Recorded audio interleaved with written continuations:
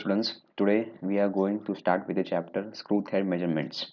In this chapter, we will deal with the various terminologies of a screw thread, such as the major diameter of a thread, the minor diameter of a thread, the pitch diameter, then what is crest, what is root, etc. We will also study the different instruments that are used to measure the dimensions of the thread, with major diameter, minor diameter, pitch, etc. So let's begin. Now, what are the uses of threads?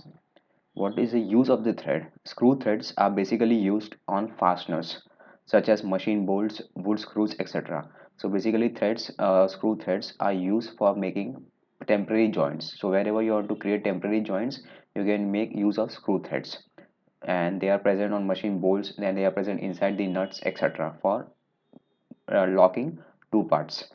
They are also used for transmission of powers. Example, lead screw of lathe machine. So screw threads are also used in transmission of power. For example, they are used in lathe machine.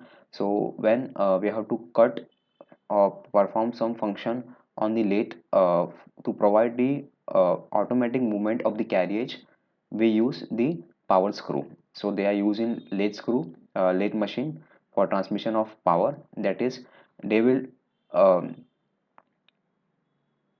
they will change the rotary motion into linear motion. Then third, they are employed for measuring devices such as micrometers. So micrometers, which are used for measuring the diameter, outside diameter, inside diameter, etc. And in these instruments we make use of the threads. So they are also used in measuring devices. So basically they are used as temporary fasteners for creating joints. They are used for transmitting powers, as well as they are used in some of the measuring devices like micrometers. Now, different types of screw threads. Now, these are the various forms of the screw threads.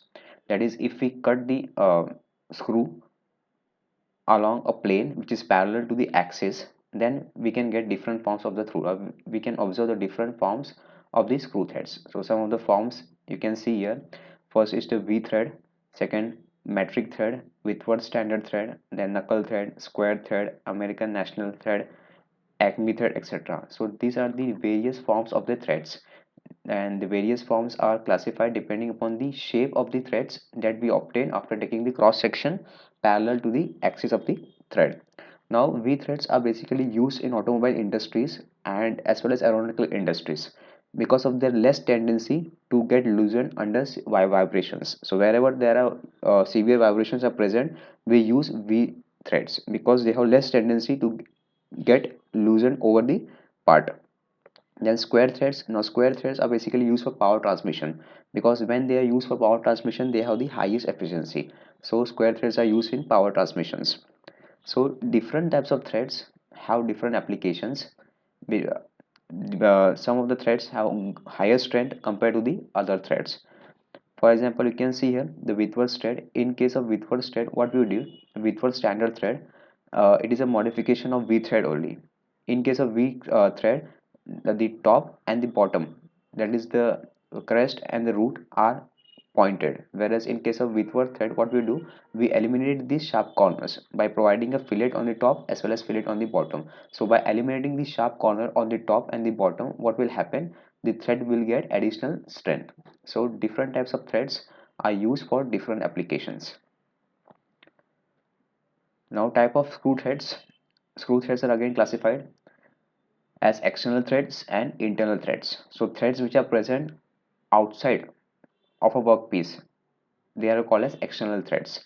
For example, bolt or stud. So on bolt we have threads which are present on the outside. So threads formed on the outside of a workpiece are called as external threads. Internal threads, the threads which are formed on inside of a workpiece, are called as internal threads. For example, nut. So nuts are having internal threading inside them, whereas bolts are having external threading on outside them. So this is the form of the external thread, or we can say this type of threading is present on the bolt, whereas this is a form of the internal thread, and this type of threading is present inside the nut. Now you can see here different terms or terminologies which are related to the threads, that is crest, root, then we can see flank, minor diameter, major diameter, effective diameter, depth of thread, thread angle, pitch, flank angle, etc. Now we will study these terms one by one. So Let us see the definitions of these various terms. Form of the thread. It is the shape of the counter of one complete thread as seen in the axial section. Now form of the thread is nothing but how the thread will look when we cut the screw across a plane parallel to its axis or the thread axis. For example, this is my external thread. So if I draw a straight line from the center of this screw, then that will represent the axis of the screw. So the axis of the screw will be parallel to its length. So the axis will pass through this center, that is center of this line, and center of this line. So if I draw a line parallel to the length of the screw, then it will be nothing but the axis of the screw. And when we cut the screw along a section plane which is parallel to its axis, then we will get different forms of the thread.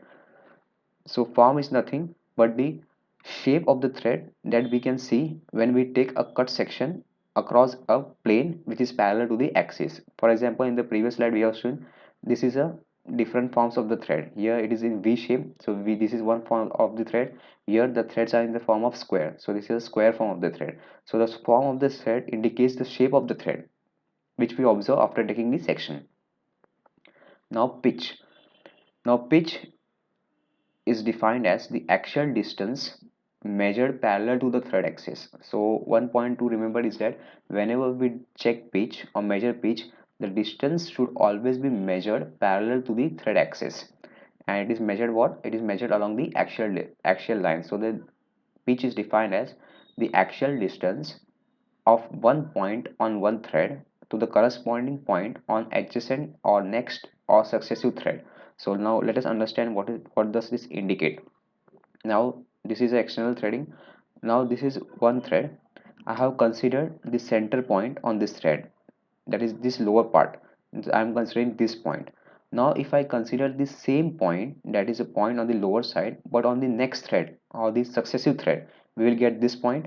So these are two successive points on thread which are lying one after the another. So when I take the distance between this point to this point, that is a point on the next thread, same point should be on next successive thread, then the distance between those 2 points will be called as the pitch. So the pitch is nothing but it is the distance which is measured parallel to the axis. So you can see this will be the axis and this line is also parallel to the axis. So the pitch is always measured in a direction parallel to the axis of the thread or the screw. So pitch is the distance between a point on a thread and the similar point on the next thread or successive thread.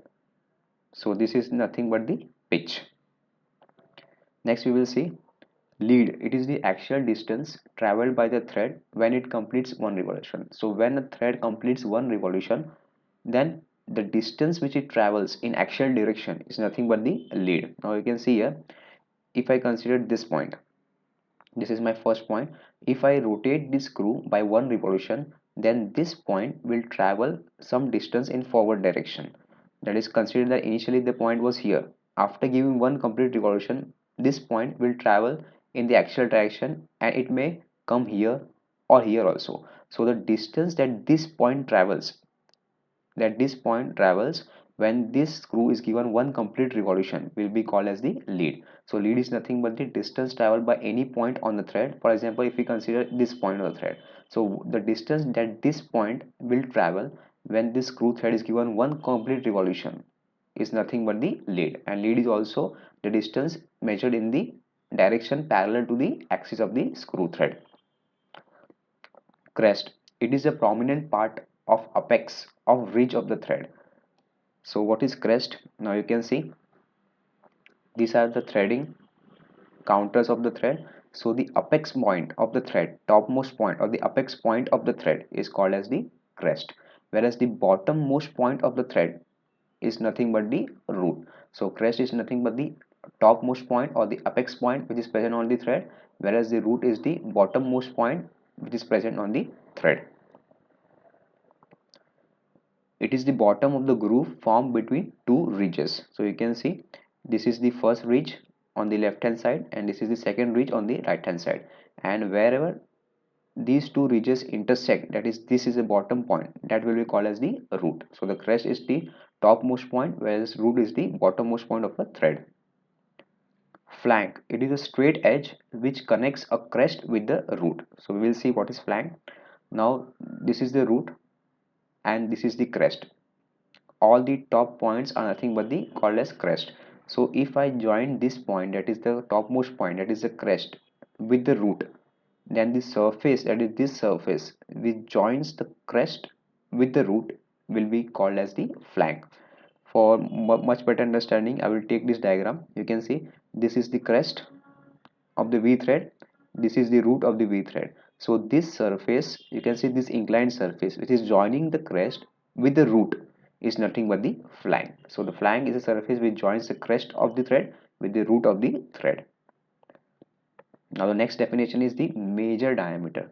So what is the major diameter? It is the diameter of an imaginary cylinder which would touch all the crest of external threads or roots of an internal thread. So major diameter is nothing but a diameter of a cylinder. Which cylinder? It is an imaginary cylinder which will touch all the crest of external threads or roots of an internal thread. So now let us understand this.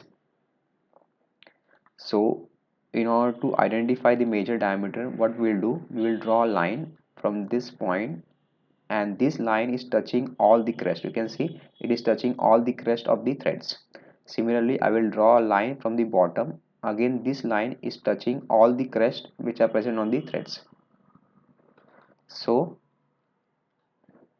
if I take the dimension of this, or the distance between these two lines which are touching all the crest on the top as well as bottom, then this distance will be called as the major diameter, MD. So this is nothing but the major diameter.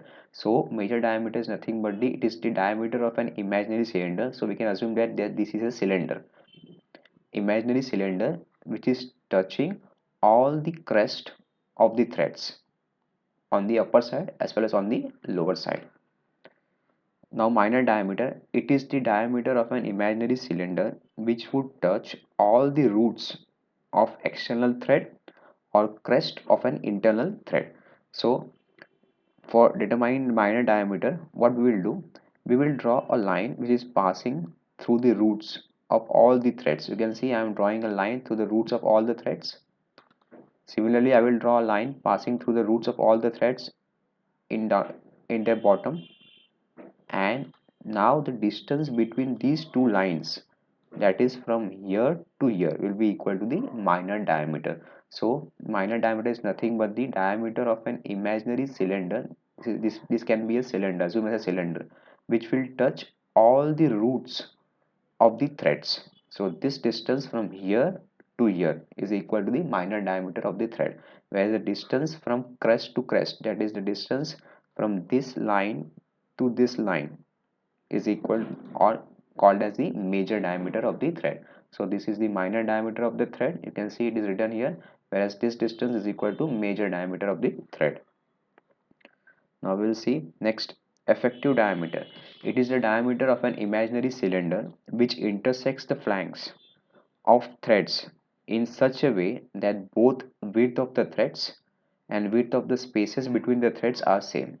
So in order to find out effective diameter, we have to imagine a cylinder, imaginary cylinder, which will intersect all the flanks of the threads in such a way that both the width of the threads and the width of the spaces between the threads are same.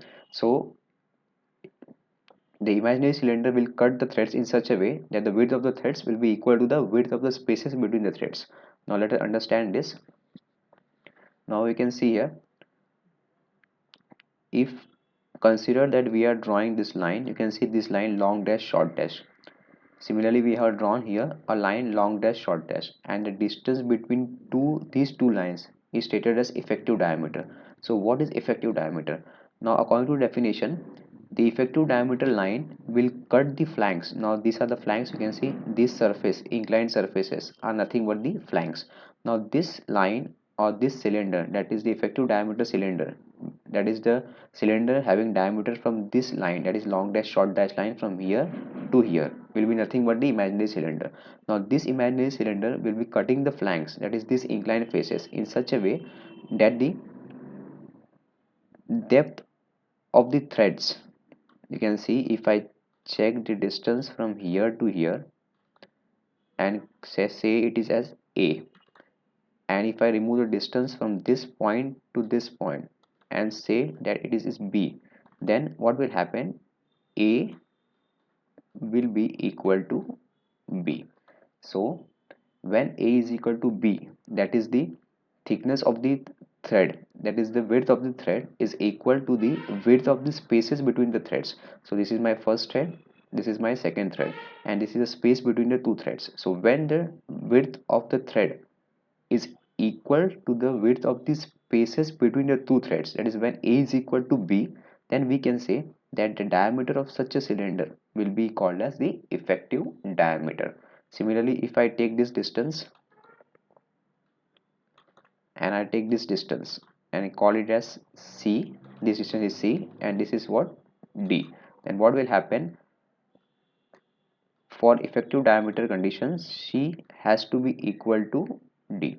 So when the width of the spaces between the threads is equal to the width of the thread, then we can say that the diameter of such a cylinder which cuts the flank is nothing but the effective diameter. So effective diameter is nothing but the diameter of a cylinder. We can assume that these two lines represent a cylinder which cuts the flanks, that is these inclined faces of the threads, in such a way that the width of the thread is equal to the width of the spaces between the threads, that is A is equal to B and C is equal to D.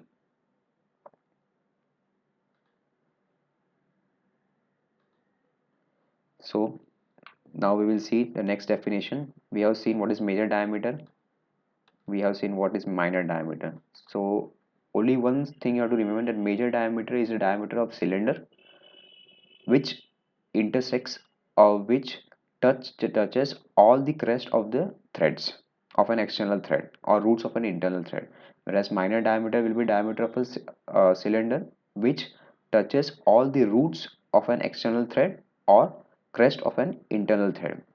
Effective diameter, it is a diameter of an imaginary cylinder which intersects the flanks of the threads in such a way that the width of the threads, that is A, will be equal to the width of the spaces between the threads, that is B.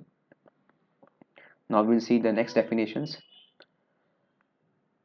Pitch diameter, we have pitch diameter. So it is a diameter of a pitch cylinder, imaginary cylinder, which is coaxial with the axis of the screw. So the imaginary cylinder will have its axis coaxial with the screw axis and intersects the flanks of the thread in such a way that both width of the threads and width of the spaces between the threads are equal. Again, the definition is same as that of the effective diameter. In effective diameter also we have seen that effective diameter is what? A diameter of imaginary cylinder which cuts the flanks in such a way that both width of the threads and width of the spaces between the threads are equal, that is A is equal to D. So basically we can say for straight threads pitch diameter is same as effective diameter. So effective diameter and pitch diameter will be same for straight threads, whereas for tapered threads the pitch diameter and effective diameter will be different. Now included angle or thread angle, it is the angle between the flanks of the thread measured in an axial plane. So whenever we measure the angle between the two flanks of a thread in an axial plane, then we will get the included angle or thread angle. Now we will see here. Now you can see this is the flank, this is the first flank and we have drawn a tangent to this flank. This is the second flank and we have again drawn tangent to this flank. The angle between these two flanks, that is this angle, will be equal to the thread angle. So the thread angle is nothing, thread angle or included angle is nothing but the angle between the two flanks of a thread. So this angle is nothing but the thread angle. Next we will see flank angle. Flank angle is equal to half of the thread angle. So what is this? It is the angle between the individual flank and a perpendicular drawn to the axis of the thread measured in axial plane. It is commonly termed as half the thread angle. So when we obtain the value of the thread angle and divide it by 2, then we get the flank angle. So how can we determine the flank angle? Now you can see here, this is the thread angle. Now from the center I am drawing a straight line and this line, now consider that this is the axis of the screw thread. Now this line is perpendicular to this axis, so I am drawing a straight line which divides the threads into two equal halves, and it is what, perpendicular to this screw axis. So this half angle, that is the angle from this line to this line, this will be called as the flank angle. So flank angle is nothing but the angle between the flank of a thread and the perpendicular drawn from the center, which is perpendicular to the screw axis. So this half angle from here to here is nothing but the flank angle.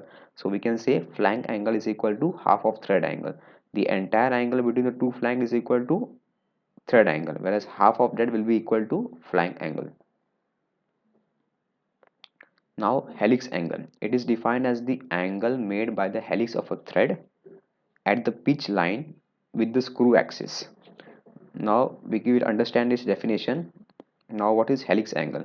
Now this is this uh, helix of the thread. This is the helix of the thread. Now what we will do, we will draw tangent line to this helix. Now you can see this line is what, tangent. Now the angle that this tangent line makes with the screw axis, you can see this line, this line is nothing but the screw axis. So the angle that the tangent to the helix or the thread, we can assume that this is a thread in the form of helix, so the tangent to this line makes some angle which is vertical, and it is given here as a. So this is nothing but the helix angle. So helix angle is the angle made by the tangent drawn to the helix at any point with the screw axis, whereas lead angle is what, it is the angle made by the tangent to the helix with a plane which is perpendicular to the screw axis. You can see this is my screw axis, and these both lines are perpendicular to each other. So the lead angle, this is nothing but the lead angle. So lead angle B is equal to the angle between the tangent drawn to the helix of the thread and a plane, this is the plane which is perpendicular to the screw axis. So this is B is called as the lead angle. So this is the lead angle where A is nothing but the helix angle. So for measuring helix angle, we always take the angle between the tangent and the line which is parallel to the screw axis. Whereas for measuring the lead angle, we take the angle between the tangent line and the plane which is perpendicular to the screw axis. So in case of helix, we take line parallel to the screw axis, but for measuring lead angle, we take plane or line which is perpendicular to the screw axis. And A and B, that is helix angle and lead angle, are complementary to each other. That is sum of A, angle A, and B,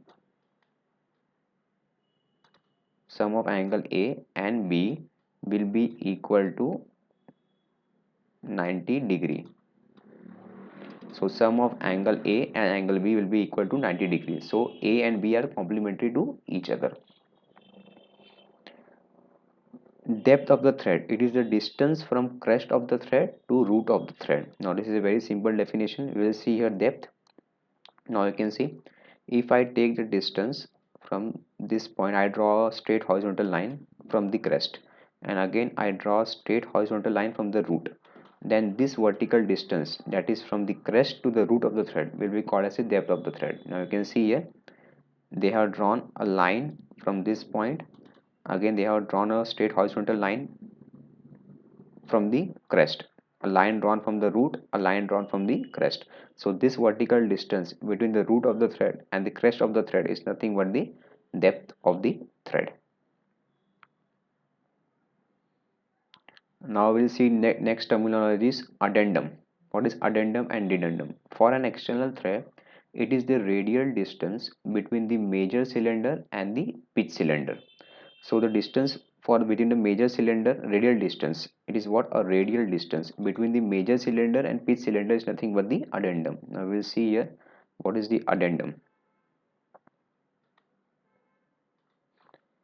Now as per the definition, it is a radial distance. Now consider this is the screw axis. Now for addendum, first we will take the radial distance of the major diameter. So this line represents the major diameter. So this will be the radial distance for the major diameter, Whereas if I take the radial distance from this point, then this will be the radial distance of the pitch line or the effective diameter. So the difference between these two distance, that is the line which is passing through all the crest and the line which is passing through the or the pitch line, is nothing but the addendum or for the external thread. So you can see, as per the definition, for an external thread, it is the radial distance between the major cylinder and the pitch cylinder. So this line represents the radius of the major cylinder, whereas this line, this vertical, this distance represents the radius of the pitch circle or the pitch cylinder. And the difference between these two dimensions, that is if this is A and if this is B, and both are what, radial distance. And if we do subtraction, that is if we do A minus B, then the answer that we will get is nothing but the addendum for the external thread. So the distance from here to here will be called as the addendum for the external thread. And in case of internal threads, it is reverse of that. For an internal thread, it is the radial distance between the minor cylinder and the pitch cylinder. So remember that whenever we find the addendum for external thread, it will be the radial distance between the major cylinder and the pitch cylinder. But for an internal thread, it will be just reverse of that. That is, it is the radial distance between the pitch cylinder and the minor cylinder. Now dedendum. For an external thread, it is the radial distance. Always remember that distance is what? Always a radial distance between the minor cylinder and the pitch cylinder. So the radial distance between the minor cylinder and the pitch cylinder for an external thread will be called as dedendum of the external thread. Again, we will consider this diagram. Now this line, again we will draw the screw axis passing through the center. Now this line will represent the radial distance of the pitch cylinder. We say it as A, and the line passing through the roots will represent the radius of the minor cylinder. So this line, this distance will be nothing but the radial distance of the minor cylinder. So the difference between distance of this line and this line will be called as the dedendum. So if we say this dimension is B, if we say that this dimension is B, and if we now find the difference of A and B, that is A minus B, then this difference or the distance, that is the difference between the radial distance A and the radial distance B, will be called as the dedendum for the external threads. So dedendum is nothing but the difference of radial distance or the difference of the radius of the effective cylinder and the minor diameter cylinder. So this difference, that is the distance from this line to this line, is nothing but the dedendum for the external thread. Whereas for the internal thread, the dedendum will be reversed, that is it will be the distance between the difference of radial distance between the diameter of the major cylinder and the pitch cylinder. So finally we have completed all the terminologies related to the screw threads. So crest is nothing but the topmost point of a thread. A root is the bottommost point of a thread. Flank, the surface which joins the crest with the root, that is this surface, is nothing but the flank. Minor diameter, the minor diameter is the diameter of an imaginary cylinder which will touch all the roots of the threads. Major diameter, it is the diameter of an imaginary cylinder which will touch all the crest of the threads. Effective diameter, it is a diameter of an imaginary cylinder which will cut the threads in such a way that the distance or the width of the thread is equal to the width of the spaces between the thread. That is, the distance from this point to this point will be equal to distance between this point and this point. That is, the width of the thread will be equal to the width of the spaces between the threads. Third angle, it is nothing but the angle between the two flanks of a thread. This is the first flank and this is the second flank. So the angle between the two flanks of a thread is called as a thread angle or the included angle. Flank angle is equal to half of thread angle. That is, if we draw a straight line passing through this point center and perpendicular to the axis, this is the axis. If we draw a straight line passing through the center and perpendicular to this axis, then this half angle, that is angle from this line to this line, will be called as the flank angle. Depth of thread, it is nothing but the what distance measured perpendicular to the axis. You can see this distance is measured perpendicular. If we extend this line, then it will be what, perpendicular. It is a distance which is measured perpendicular to the screw axis, and it is what, it is a distance between the crest and the root. So this is the root and this is the crest of the thread. So this perpendicular vertical distance will be called as the depth of the thread. Pitch of the thread, it is the distance between a point on one thread and similar point on the next thread. So this distance is nothing but the pitch. For example, if we consider this point, that is similar point on the previous thread, then this distance from this point to this point will also be called as pitch. So pitch is nothing but the point or the distance between a point on one thread and similar point on successive thread. That is this distance, or we can take the distance from here to here. Both will be what, pitch. Flank angle, you can see it is half of thread angle. So finally we have completed the various terms which are related to the screw thread measurement. In the coming lectures we will see how we can measure the all these terms, that is how we can check the minor diameter of a thread, how we can measure the major diameter of the thread, how we can check the effective diameter, how we can measure the pitch of a thread, how we can measure the thread angle, etc.